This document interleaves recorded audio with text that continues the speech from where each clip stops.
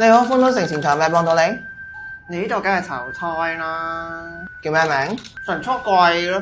上先生38歲走嘅，上邊有70歲嘅阿媽，下邊有11歲嘅仔，屋企有個靚老婆，但出邊有個小三。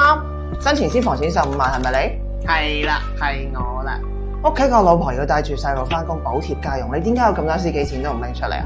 政府辦嘅投胎流程你知唔知啊？因為你生前有15萬嘅存款啦，係私己錢嚟，名不盡言不順喎，所以你下一世嘅負債起步150萬起，投唔投？唔投去18層地獄報到。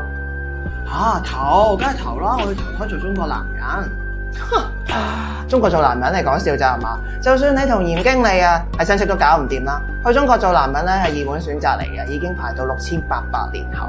再講啦，你生前嘅德行記錄加查翻，你去中國度做曱甴都搞唔掂。生前你賺錢唔養家，專門出去溝女，同老婆而家顯示你講咗2萬幾次大話，飲醉酒啊發癲，瞓醒你啊鬧人，睇下你做嘅衰嘢，佔咗我400幾 G 嘅內存啊！你呢個衰人就係可以去阿富汗嗰度做女人。咁都得？咁我唔投啦。聽講做阿富汗個女人成日都要捱打㗎，個男人唔帶住出門口啊，都唔俾出門嘅。唔投仲好，去18層地獄啦。不過要先去負一層嘅油鑊嗰度炸一炸喎。算啦，我都係要去捱打。